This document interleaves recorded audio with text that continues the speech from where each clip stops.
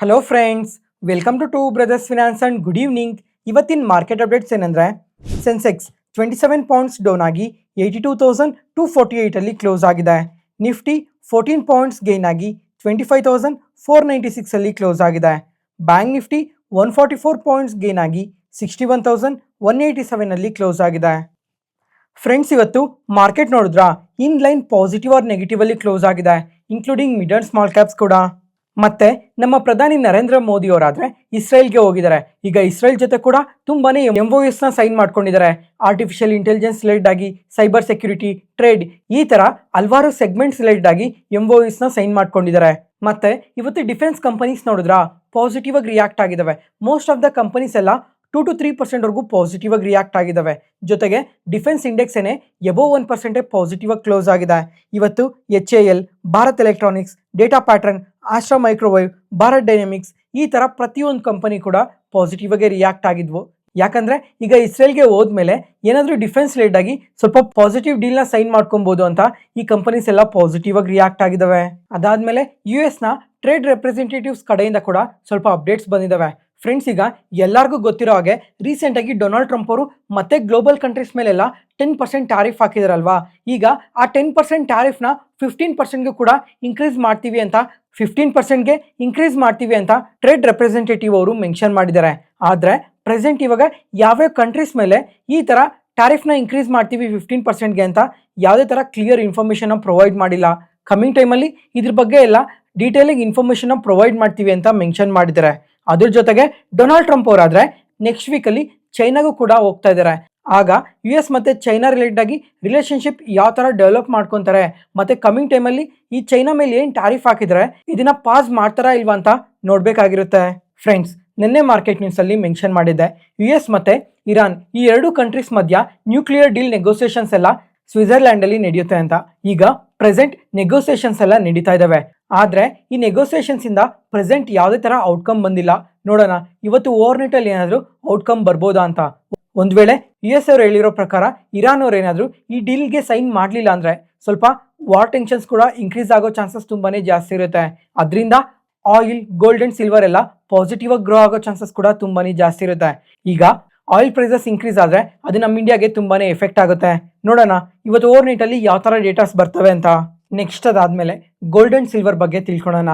Friends, ಈಗ gold and silver ಆದರೆ ಇವತ್ತು ಸ್ವಲ್ಪ ನೆಗೆಟಿವ್ ಆಗಿ ರಿಯಾಕ್ಟ್ ಆಗಿದ್ದಾವೆ. ಆದರೆ JP Morgan ಅವರಾದರೆ ಗೋಲ್ಡ್ ಬಗ್ಗೆ ತುಂಬಾ ಪಾಸಿಟಿವ್ ರೇಟಿಂಗ್ನ ಕೊಟ್ಟಿದ್ದಾರೆ. ಈ 2026 ಎಂಡ್ ಆಗೋಷ್ಟೊತ್ತಿಗೆ ಗೋಲ್ಡ್ $6,300 ಪರ್ ಔನ್ಸ್ಗೆ ರೀಚ್ ಆಗುತ್ತೆ ಅಂತ ಪಾಸಿಟಿವ್ ಕಮೆಂಟ್ಸ್ನ ಮಾಡಿದ್ದಾರೆ. ಅದ್ರ ಜೊತೆಗೆ ಬ್ಯಾಂಕ್ ಆಫ್ ಅಮೆರಿಕಾದವರು ಕೂಡ ಅದೇ ಥರ ಪಾಸಿಟಿವ್ ಕಮೆಂಟ್ಸ್ನ ಮಾಡಿ $6,000 ಪರ್ ಔನ್ಸ್ಗೆ ರೀಚ್ ಆಗುತ್ತೆ ಅಂತ ಪಾಸಿಟಿವ್ ಕಮೆಂಟ್ಸ್ನ ಮಾಡಿದ್ದಾರೆ. ಫ್ರೆಂಡ್ಸ್, $6,300 ಪರ್ ಔನ್ಸ್ ಅಂದರೆ ಇಂಡಿಯಾದಲ್ಲಿ ಗ್ರಾಮ್ಸ್ ಪ್ರಕಾರ ಲೆಕ್ಕ ಹಾಕಿದ್ರೆ 1 ಗ್ರಾಮ್ಗೆ ಅದು 18,420 ರೂಪಾಯಿ ಆಗುತ್ತೆ. ನೋಡೋಣ ಈ 2026 ಆಗೋ ಅಷ್ಟೊತ್ತಿಗೆ ಈ ಗೋಲ್ಡ್ ಇನ್ನೂ ಎಷ್ಟು ಪಾಸಿಟಿವ್ ಆಗಿ ಗ್ರೋ ಆಗುತ್ತೆ ಅಂತ. ಫ್ರೆಂಡ್ಸ್, ಈಗ ರೀಸೆಂಟಾಗಿ ಈ ವಿಡಿಯೋದಲ್ಲಿ ಗೋಲ್ಡ್ ಪಾಸಿಟಿವ್ ಆಗಿ ಗ್ರೋ ಆಗಬೇಕು ಅಂದರೆ ಯಾವ್ಯಾವ ಡೇಟಾ ಪಾಯಿಂಟ್ ಸಪೋರ್ಟ್ ಮಾಡಬೇಕು ಅಂತ ಕ್ಲಿಯರಾಗಿ ಎಕ್ಸ್ಪ್ಲೈನ್ ಮಾಡಿದ್ದೆ. ಅದೇ ಥರ ಗೋಲ್ಡ್ ಏನಾದರೂ ಕಮಿಂಗ್ ಟೈಮಲ್ಲಿ ಫಾಲ್ ಆಗಬೇಕು ಅಂದರೆ ಯಾವ್ಯಾವ ರೀಸನ್ಸಿಂದ ಫಾಲ್ ಆಗುತ್ತೆ ಅಂತ ಕೂಡ ಇದೇ ವಿಡಿಯೋದಲ್ಲೇ ಎಕ್ಸ್ಪ್ಲೈನ್ ಮಾಡಿದ್ದೆ. ಯಾರಾದರೂ ಗೋಲ್ಡ್ ಬಗ್ಗೆ ಈ ಥರ ಪೂರ್ತಿ ಇನ್ಫಾರ್ಮೇಷನ್ ತಿಳ್ಕೊಬೇಕು ಅಂದರೆ ಒಂದ್ಸಲ ಈ ವಿಡಿಯೋನ ನೋಡಿ. ಅದಾದಮೇಲೆ ಈಗ ಸಿಲ್ವರ್ ಆದರೆ ಲಾಸ್ಟ್ 1 ಇಯರಲ್ಲಿ ನಿಯರ್ಲಿ 300% ರ್ಯಾಲಿ ಆಗಿದೆ. ಆದರೆ ರೀಸೆಂಟಾಗಿ 40%ವರೆಗೂ ಫಾಲ್ ಆಗಿದೆ. ಈಗ ಬ್ಯಾಂಕ್ ಆಫ್ ಅಮೆರಿಕಾದವ್ರು ಏನು ಹೇಳ್ತಾ ಇದ್ದಾರೆ ಅಂದರೆ ಸಿಲ್ವರ್ ರಿಲೇಟೆಡ್ ಆಗಿ ಸ್ವಲ್ಪ ಸ್ಲೋ ಗ್ರೋತ್ ಇರುತ್ತೆ ಅಂತ ಮೆನ್ಷನ್ ಮಾಡಿದ್ದಾರೆ. ಅದನ್ನು ಬರೀ ಈ ವರ್ಷದಲ್ಲಿ ಮಾತ್ರನೇ ಸ್ವಲ್ಪ ಸ್ಲೋ ಗ್ರೋತ್ ಇರುತ್ತೆ ಅಂತ ಅಂದಿರೋದು.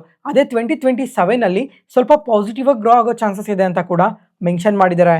ನೋಡೋಣ ಈ 2026-2027ಅಲ್ಲಿ ಗೋಲ್ಡ್ ಆ್ಯಂಡ್ ಸಿಲ್ವರ್ ಎಷ್ಟು ಪಾಸಿಟಿವ್ ಆಗಿ ಗ್ರೋ ಆಗುತ್ತೆ ಅಂತ. ಈ ಥರ ಕಾಂಪ್ಲಿಕೇಟೆಡ್ ಇನ್ಫಾರ್ಮೇಷನ್ ಎಲ್ಲ ಸಿಂಪ್ಲಿಫೈ ಮಾಡಿ ನಿಮ್ಮ ಮುಂದೆ ತರ್ತಾ ಇದೀವಲ್ಲ. ಯಾವುದೇ ಪಾಯಿಂಟಲ್ಲಿ ನಾನು ಹೇಳೋ ಇನ್ಫಾರ್ಮೇಷನ್ ನಿಮಗೆ ಯೂಸ್ಫುಲ್ ಅನ್ಸಿದ್ರೆ ಈ ವಿಡಿಯೋನ ಲೈಕ್ ಮಾಡಿ, ಮತ್ತೆ ನಿಮ್ಮ ಫ್ರೆಂಡ್ಸಲ್ಲಿ ಯಾರಿಗಾದ್ರೂ ಸ್ಟಾಕ್ ಮಾರ್ಕೆಟ್ ಬಗ್ಗೆ ಇಂಟ್ರೆಸ್ಟ್ ಇರೋರಿಗೆ ಈ ವಿಡಿಯೋಸ್ನ ಶೇರ್ ಮಾಡಿ, ಅವ್ರಿಗೂ ತುಂಬ ಉಪಯೋಗ ಆಗುತ್ತೆ. Next market key updates. First ಇವತ್ತು ತೇಜಸ್ ನೆಟ್ವರ್ಕ್ಸ್ ಇವತ್ತಾದರೆ ಎಬೋವ್ 15% ಪಾಸಿಟಿವ್ ಆಗಿ ರಿಯಾಕ್ಟ್ ಆಗಿದೆ.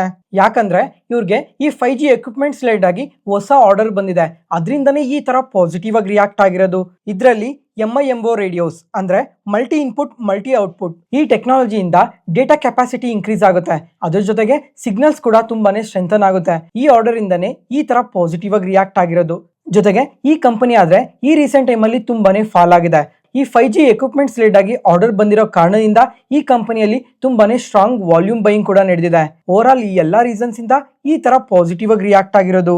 ನೆಕ್ಸ್ಟ್ ಏಂಜಲ್ ಒನ್ ಇವತ್ತಾದ್ರೆ 90% ಫಾಲ್ ಆಗಿರೋ ತರ ಕಾಣಿಸುತ್ತೆ, ಆದ್ರೆ ಅದು ಆಕ್ಚುಯಲ್ ಫಾಲ್ ಅಲ್ಲ. ಈ ಕಂಪನಿಯಲ್ಲಿ ಸ್ಟಾಕ್ ಸ್ಪ್ಲಿಟ್ ನಡೆದಿದೆ, ಅದರಿಂದನೇ ಈ ತರ ಫಾಲ್ ಆಗಿರೋ ತರ ಕಾಣಿಸೋದು. ಈಗ ಸ್ಟಾಕ್ ಸ್ಪ್ಲಿಟ್ ಆದ್ರೆ 1:10 ರೇಷಿಯೋದಲ್ಲಿ ನಡೆದಿದೆ. ಅಂದ್ರೆ ನಿಮ್ ಡಿಮ್ಯಾಟ್ ಅಕೌಂಟ್ ಅಲ್ಲಿ ಏನಾದ್ರು ಒಂದು ಶೇರ್ ನ ಹೋಲ್ಡ್ ಮಾಡ್ತಾ ಇದ್ರೆ ಅದು 10 ಶೇರ್ಸ್ ಆಗುತ್ತೆ. ಅದೇ 100 ಶೇರ್ಸ್ ನ ಹೋಲ್ಡ್ ಮಾಡ್ತಾ ಇದ್ರೆ ಅದು 1000 ಶೇರ್ಸ್ ಆಗಿರುತ್ತೆ. ಮತ್ತೆ ಅಡಿಷನಲ್ ಶೇರ್ಸ್ ಎಲ್ಲ ವಿತಿನ್ 2 or 3 ಡೇಸ್ ಅಲ್ಲಿ ನಿಮ್ ಡಿಮ್ಯಾಟ್ ಅಕೌಂಟ್ಗೆ ಕೂಡ ಕ್ರೆಡಿಟ್ ಆಗುತ್ತೆ. ನೆಕ್ಸ್ಟ್ ಅದಾದ್ಮೇಲೆ XT ಗ್ಲೋಬಲ್ ಇನ್ಫೋಟೆಕ್ ಈ ಕಂಪನಿ ಆದ್ರೆ ಇವತ್ತು 20% ಪಾಸಿಟಿವ್ಲಿ ಸರ್ಕ್ಯೂಟ್ ಲಾಕ್ ಆಗಿದೆ. ಯಾಕಂದ್ರೆ ಇವ್ರಿಗೆ US ಇಂದ ಈ ಏರ್ ರಿಲೇಟೆಡ್ ಆಗಿ ಒಂದು ಆರ್ಡರ್ ಬಂದಿದೆ, ಅದರಿಂದ ಈ ತರ ಪಾಸಿಟಿವ್ ಆಗಿ ರಿಯಾಕ್ಟ್ ಆಗಿರೋದು. ಜೊತೆಗೆ ಫ್ರೆಂಡ್ಸ್ ಇವತ್ತು most of the IT companies ಎಲ್ಲ ಪಾಸಿಟಿವ್ ಆಗಿ ರಿಯಾಕ್ಟ್ ಆಗಿದಾವೆ. ಯಾಕಂದ್ರೆ ಎನ್ವಿಡಿಯಾದವರು Q4 ರಿಸಲ್ಟ್ಸ್ ನ ಪೋಸ್ಟ್ ಮಾಡಿದ್ದಾರೆ. ಈ ರಿಸಲ್ಟ್ಸ್ ಆದ್ರೆ ಎಸ್ಟಿಮೇಟೆಡ್ ಗಿನ ಬೆಟರ್ ಆಗಿ ಪೋಸ್ಟ್ ಮಾಡಿದ್ದಾರೆ. ಅದ್ರ ಜೊತೆಗೆ ಗೈಡೆನ್ಸ್ ನ ಕೂಡ ಬೆಟರ್ ಆಗಿ ಕೊಟ್ಟಿದ್ದಾರೆ. ಅದರಿಂದನೂ ಸಹ ಇವತ್ತು ನಮ್ಮ ಕಂಪನೀಸ್ ಎಲ್ಲ ಸ್ವಲ್ಪ ಪಾಸಿಟಿವ್ ಆಗಿ ರಿಯಾಕ್ಟ್ ಆಗಿರ್ಬೋದು. ಅದ್ರ ಜೊತೆಗೆ ಇವತ್ತು LTI ಮೈಂಟ್ರಿ ಅವರಾದ್ರೆ ಎನ್ವಿಡಿಯಾ ಜೊತೆ ಪಾರ್ಟ್ನರ್ಶಿಪ್ ಮಾಡ್ಕೊಂಡಿದ್ದಾರೆ.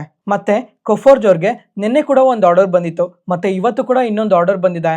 ಫ್ರೆಂಡ್ಸ್ ಈಗ ತುಂಬಾ ಜನ ಇನ್ವೆಸ್ಟರ್ಸ್ಗೆಲ್ಲ ಒಂದು ಡೌಟ್ ಇರುತ್ತೆ, ಈಗ ಈ IT ಕಂಪನೀಸ್ ಆದ್ರೆ ಆಲ್ ಟೈಮ್ ಐಸ್ ಇಂದ ತುಂಬಾನೇ ಫಾಲ್ ಆಗಿದಾವೆ. ಈಗ IT ಇಂಡೆಕ್ಸ್ ಏನೇ ಎಬೋ 30% ಫಾಲ್ ಆಗಿದೆ. ಈಗ IT ಕಂಪನೀಸ್ ಅಲ್ಲಿ ಇನ್ವೆಸ್ಟ್ ಮಾಡೋದಕ್ಕೆ ಕರೆಕ್ಟ್ ಟೈಮ್ ಅಂತ ಎಲ್ಲಾರ್ಗು ಡೌಟ್ ಇದ್ದೇ ಇರುತ್ತೆ. ಅದಕ್ಕೆ ಇವಾಗ ಸಿಂಪಲ್ ಆಗಿ ಎಕ್ಸ್ಪ್ಲೈನ್ ಮಾಡ್ತೀನಿ ನೋಡಿ. ಈಗ ನಮ್ಮ IT ಕಂಪನೀಸ್ ಎಲ್ಲ ಈ ತರ ಫಾಲ್ ಆಗೋದಕ್ಕೆ ಮೇನ್ ರೀಸನ್ ಯಾರು ಅಂತ ಅಂದ್ರೆ ಆಂಥ್ರೋಪಿಕ್. ಇವರಿಂದನೇ ನಮ್ಮ IT ಕಂಪನೀಸ್ ಎಲ್ಲ ಈ ತರ ನೆಗೆಟಿವ್ ಆಗಿ ರಿಯಾಕ್ಟ್ ಆಗಿರೋದು. ಯಾಕಂದ್ರೆ ಈ IT ಕಂಪನೀಸ್ ಏನ್ ಕೆಲಸ ಮಾಡ್ತವೆ ಆ ಎಲ್ಲಾ ಕೆಲಸನ ಆಂಥ್ರೋಪಿಕ್ ಅವ್ರು ಲಾಂಚ್ ಮಾಡಿರೋ AI ಟೂಲ್ ಮಾಡ್ತವೆ.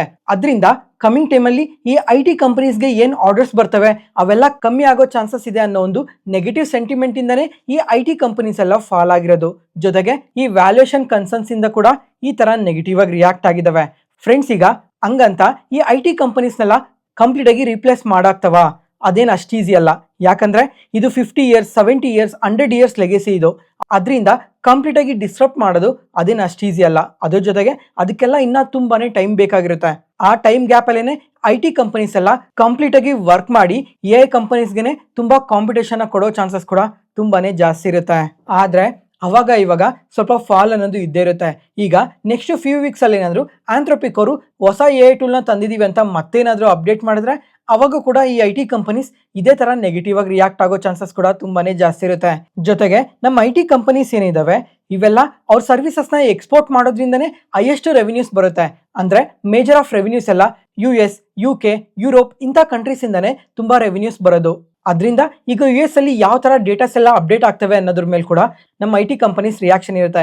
ಎಕ್ಸಾಂಪಲ್ ಈಗ ಲಾಸ್ಟ್ ವೀಕಲ್ಲಿ ನೋಡಿದ್ರೆ ಈಗ ಇನ್ಫ್ಲೇಷನ್ ಡೇಟಾ GDP ಡೇಟಾ ಎಲ್ಲ ತುಂಬಾನೇ ಪಾಸಿಟಿವ್ ಆಗಿ ಬಂದ್ವು. ಅವಾಗ US ಅಲ್ಲಿರೋ IT ಕಂಪನೀಸ್ ಕೂಡ ತುಂಬಾನೇ ಫಾಲ್ ಆದ್ವು. ಅದ್ರ ಇಂಪ್ಯಾಕ್ಟನೇ ನಮ್ಮ ಇಂಡಿಯನ್ ಮಾರ್ಕೆಟ್ ಅಲ್ಲೂ ಇದೆ. ಅವತ್ತು ನಮ್ಮ ಇಂಡಿಯನ್ IT ಕಂಪನೀಸ್ ಕೂಡ ಅದೇ ತರನೇ ನೆಗೆಟಿವ್ ಆಗಿ ರಿಯಾಕ್ಟ್ ಆಗಿದ್ವು. ಅದೇ ತರ ಕಮಿಂಗ್ ಟೈಮಲ್ಲೂ US ಅಲ್ಲಿ ಯಾವ ತರ ಇಂಪ್ಯಾಕ್ಟ್ ಇರುತ್ತೋ ಆ ಇಂಪ್ಯಾಕ್ಟನೇ ನಮ್ಮ ಇಂಡಿಯನ್ IT ಕಂಪನೀಸ್ ಮೇಲೆ ಕೂಡ ಇರುತ್ತೆ. ಈಗ ನೆಕ್ಸ್ಟ್ 20 ಡೇಸ್ ಅಲ್ಲಿ ನೋಡಿದ್ರೆ US ಅಲ್ಲಿ FOMC ಮಿನಿಟ್ಸ್ ಮೀಟಿಂಗ್ ಇದೆ. FOMC ಮಿನಿಟ್ಸ್ ಮೀಟಿಂಗ್ ಅಲ್ಲಿ ಏನಾದ್ರು ರೇಟ್ ಕಟ್ ನ ಮಾಡಿದ್ರೆ ಅದು ನಮ್ಮ ಇಂಡಿಯನ್ IT ಕಂಪನೀಸ್ಗೂ ತುಂಬಾನೇ ಪಾಸಿಟಿವ್ ಆಗುತ್ತೆ. ಒಂದ್ ವೇಳೆ ಇಂಟ್ರೆಸ್ಟ್ ರೇಟ್ ಏನಾದ್ರು ಇನ್ಕ್ರೀಸ್ ಮಾಡಿದ್ರೆ ಅದು IT ಕಂಪನೀಸ್ಗೆ ತುಂಬಾನೇ ನೆಗೆಟಿವ್ ಆಗುತ್ತೆ. ಆಗ US ಮಾರ್ಕೆಟ್ ಅಲ್ಲೂ IT ಕಂಪನೀಸ್ ಕಂಪ್ಲೀಟ್ ಆಗಿ ಫಾಲ್ ಆಗ್ತವೆ. ಆ ಇಂಪ್ಯಾಕ್ಟನೇ ನಮ್ಮ ಇಂಡಿಯನ್ ಕಂಪನೀಸ್ ಅಲ್ಲೂ ನಾವು ನೋಡ್ಬೋದು. ಅವಾಗ ಇವಾಗ ಫಾಲ್ ಅನ್ನೋದು ಇದ್ದೇ ಇರುತ್ತೆ. ಬರೀ ಈ ಸೆಕ್ಟರ್ ಅಂತಾನೆ ಅಲ್ಲ, ಯಾವ ಸೆಕ್ಟರ್ ಅಲ್ಲಿ ನೋಡಿದ್ರು ಅವಾಗ ಇವಾಗ ಫಾಲ್ ಅನ್ನೋದು ಇದ್ದೇ ಇರುತ್ತೆ. ಅದಕ್ಕೋಸ್ಕರ ಲಾಂಗ್ ಟರ್ಮ್ ಪರ್ಸ್ಪೆಕ್ಟಿವ್ ಅಲ್ಲಿ ನೋಡಿ, ಒಂದು ಒಳ್ಳೆ ಕಂಪನಿನ ಪಿಕ್ ಮಾಡ್ಕೊಂಡು ಲಾಂಗ್ ಟರ್ಮ್ ಅಲ್ಲಿ ನೋಡಿದ್ರೆ ಲಾಂಗ್ ಟರ್ಮ್ ಅಲ್ಲಿ ಸ್ವಲ್ಪ ಬೆಟರ್ ಆಗಿ ಗ್ರೋ ಆಗೋ ಚಾನ್ಸಸ್ ತುಂಬಾನೇ ಜಾಸ್ತಿ ಇರುತ್ತೆ. ಆದ್ರೆ ಪ್ರತಿ ಟೈಮಲ್ಲೂ ಯಾವ ತರ ಡೇಟಾಸ್ ಅಪ್ಡೇಟ್ ಆಗ್ತಾ ಇದಾವೆ, ಇವಾಗ ರಿಸಲ್ಟ್ಸ್ ಯಾವ ತರ ಬರ್ತಾ ಇದೆ, ಗೈಡೆನ್ಸ್ ಯಾವ ತರ ಇದೆ, ಮತ್ತೆ AI ರಿಲೇಟೆಡ್ ಆಗಿ ಸ್ಪೆಂಡಿಂಗ್ ಯಾವ ತರ ಇದೆ ಅಂತ ಪ್ರತಿಯೊಂದನ್ನು ಟ್ರ್ಯಾಕ್ ಮಾಡ್ತಾ ಇರೋದು ತುಂಬಾನೇ ಇಂಪಾರ್ಟೆಂಟ್ ಆಗಿರುತ್ತೆ. ನೆಕ್ಸ್ಟ್ ಬಾಲು ಫೋರ್ಜ್ ಇಂಡಸ್ಟ್ರೀಸ್ ಇವತ್ತಾದ್ರೆ 10% ಪಾಸಿಟಿವ್ ಅಲ್ಲಿ ಸರ್ಕ್ಯೂಟ್ ಲಾಕ್ ಆಗಿದೆ. ಯಾಕಂದ್ರೆ ಇವರು ನ್ಯಾಟೋ ಜೊತೆ ಒಂದು MOU ನ ಸೈನ್ ಮಾಡ್ಕೊಂಡಿದ್ದಾರೆ. ಈ MOU ಅಲ್ಲಿ ಅಮ್ಯುನಿಷನ್ ನ ಸಪ್ಲೈ ಮಾಡೋದಕ್ಕೆ ಈ MOU ಸೈನ್ ಮಾಡ್ಕೊಂಡಿರೋದು. ಫ್ರೆಂಡ್ಸ್ ಈಗ ಈ ನ್ಯಾಟೋ ಬಗ್ಗೆ ತುಂಬಾ ಸಲ ಮೆನ್ಷನ್ ಮಾಡಿದ್ದೆ. ನ್ಯಾಟೋ ಅಂದ್ರೆ ನಾರ್ತ್ ಅಟ್ಲಾಂಟಿಕ್ ಟ್ರೀಟಿ ಆರ್ಗನೈಸೇಷನ್. ಇದೊಂದು ವೆಸ್ಟರ್ನ್ ಕಂಟ್ರೀಸ್ ನ ಡಿಫೆನ್ಸ್ ಅಲಿಯನ್ಸ್. ಇದು ಈ ತರ ಒಂದು ಇಂಟರ್ನ್ಯಾಷನಲ್ ಡಿಫೆನ್ಸ್ ಆರ್ಡರ್ ಬಂದಿದೆ ಅಂತಾನೆ ಈ ತರ ಪಾಸಿಟಿವ್ ಆಗಿ ರಿಯಾಕ್ಟ್ ಆಗಿರೋದು. ನೆಕ್ಸ್ಟ್ ಅದಾದ್ಮೇಲೆ ಫ್ರೆಂಡ್ಸ್ ನಿಮ್ಗೆ ಈ ಪೆನ್ ಇಂಜೆಕ್ಟರ್ಸ್ ಬಗ್ಗೆ ಐಡಿಯಾ ಇದೆಯಾ? ಸೇಮ್ ನಮ್ಮ ಇಂಜೆಕ್ಷನ್ಸ್ ತರನೇ ಇರ್ತವೆ. ಇವತ್ತು ಶೆಲೆ ಇಂಜಿನಿಯರಿಂಗ್ ಪ್ಲಾಸ್ಟಿಕ್ಸ್ ಅವ್ರಿಗೆ ಪೆನ್ ಇಂಜೆಕ್ಟರ್ಸ್ ರಿಲೇಟೆಡ್ ಆಗಿ ಸಪ್ಲೈ ಆರ್ಡರ್ ಬಂದಿದೆ. ಅದನ್ನು 4 years ಸಪ್ಲೈ ಮಾಡಬೇಕು ಅಂತ. ಈ ಟೋಟಲ್ ಆರ್ಡರ್ ವರ್ತ್ ಬಂದು 423 ಕ್ರೋರ್ಸ್ ಅಂತ ಎಕ್ಸ್ಚೇಂಜ್ ಫೈಲಿಂಗ್ ಅಲ್ಲಿ ಅಪ್ಡೇಟ್ ಮಾಡಿದ್ದಾರೆ. ಅದರಿಂದನೇ ಇವತ್ತು 4% ಪಾಸಿಟಿವ್ ಆಗಿ ರಿಯಾಕ್ಟ್ ಆಗಿರೋದು. ನೆಕ್ಸ್ಟ್ ಅದಾದ್ಮೇಲೆ ಹೋಮ್ ಫಸ್ಟ್ ಫಿನಾನ್ಸ್ ಇವತ್ತು ನಿಯರ್ಲಿ 6% ವರೆಗೂ ಫಾಲ್ ಆಗಿದೆ. ಯಾಕಂದ್ರೆ ಈ ಕಂಪನಿಯಲ್ಲಿ 663 crores worth of block deal ನಡೆದಿದೆ. ಅದರಿಂದನೇ ಈ ತರ ನೆಗೆಟಿವ್ ಆಗಿ ರಿಯಾಕ್ಟ್ ಆಗಿರೋದು. ನೆಕ್ಸ್ಟ್ ಅದಾದ್ಮೇಲೆ ಫ್ರೆಂಡ್ಸ್, ಇವತ್ತು ಗೌರ್ಮೆಂಟ್ ಆದ್ರೆ ಈ ಪೆಟ್ರೋಲ್ಗೆ 20% ಎಥೆನಾಲ್ ಬ್ಲೆಂಡಿಂಗ್ ನ ಮ್ಯಾಂಡೇಟರಿ ಮಾಡಿದ್ದಾರೆ ಏಪ್ರಿಲ್ 1 ಇಂದ. ನಮ್ಮ ministry of petroleum and natural gas department ಅವರು ಈ ಆಯಿಲ್ ಮಾರ್ಕೆಟಿಂಗ್ ಕಂಪನೀಸ್ಗೆ ಈ ತರ ಇನ್ಸ್ಟ್ರಕ್ಷನ್ಸ್ ನ ಕೊಟ್ಟಿದ್ದಾರೆ. ಅದಕ್ಕೆ ಕಮಿಂಗ್ ಟೈಮಲ್ಲಿ ಈ ಶುಗರ್ ರಿಲೇಟೆಡ್ ಆಗಿ ವರ್ಕ್ ಮಾಡೋ ಕಂಪನೀಸ್ಗೆ ಇದು ತುಂಬಾನೇ ಪಾಸಿಟಿವ್ ಆಗುತ್ತೆ.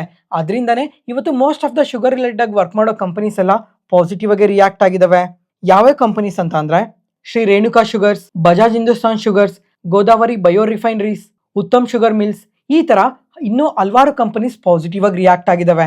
ಜೊತೆಗೆ ಫ್ರೆಂಡ್ಸ್, ಈಗ ಏಪ್ರಿಲ್ 1 ಇಂದ ಈ ಎಥನಾಲ್ ಬ್ಲೆಂಡಿಂಗ್ ನ 20% ಮ್ಯಾಂಡೇಟರಿ ಮಾಡ್ತಾ ಇರೋ ಕಾರಣದಿಂದ ಕಮಿಂಗ್ ಟೈಮಲ್ಲೂ ಈ ಕಂಪನೀಸ್ಗೆಲ್ಲ ಇದರಿಂದ ತುಂಬಾನೇ ಅಡ್ವಾಂಟೇಜ್ ಇರುತ್ತೆ. ಇವತ್ತಿಗೆ ಅಪ್ಡೇಟ್ಸ್ ಮುಗೀತು. ಈ ವಿಡಿಯೋ ಇಷ್ಟ ಆದರೆ ಲೈಕ್ ಮಾಡಿ, ಶೇರ್ ಮಾಡಿ, ಸಬ್ಸ್ಕ್ರೈಬ್ ಆಗಿ.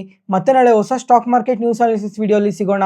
ನಾನು ಹೇಳಿದ ಇನ್ಫಾರ್ಮೇಷನಲ್ಲಿ ಯಾವುದೇ ಥರ ಡೌಟ್ ಇದ್ರೂ ಕಮೆಂಟ್ ಸೆಕ್ಷನಲ್ಲಿ ಕಮೆಂಟ್ ಮಾಡಿ. ಪ್ರತಿಯೊಂದು ಕಮೆಂಟ್ಗೂ ರಿಪ್ಲೈ ಕೊಡ್ತೀನಿ. Thank you.